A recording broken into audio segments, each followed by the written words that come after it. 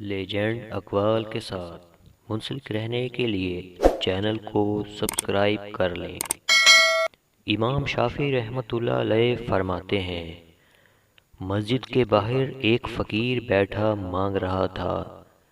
نمازی باہر نکلے اور کچھ نے اسے اتنا شرمندہ کیا کہ وہ بھاگ کر شراب خانے کے دروازے پر بیٹھ گیا۔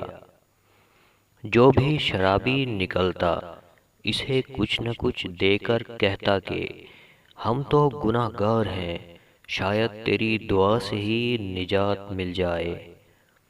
اس سے میں نے یہ بات سمجھ لی کہ گناہ کر کے شرمندہ ہونا نیکی کر کے تکبر کرنے سے بہتر ہے۔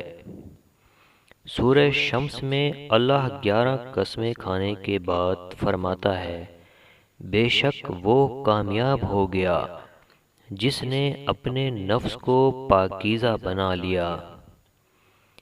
اس شخص سے ہرگز محبت مت کرو جو اللہ سے محبت نہیں کرتا، کیونکہ جو خدا کو چھوڑ سکتا ہے وہ تمہیں بھی چھوڑ سکتا ہے۔ غربت پر کبھی افسردہ نہیں ہونا چاہیے، کیونکہ یہ بھی اللہ کی ایک آزمائش ہے۔ جو غصے کی بات پر غصہ نہ کرے وہ گدھا ہے، اور جو منانے پر نہ مانے وہ شیطان ہے۔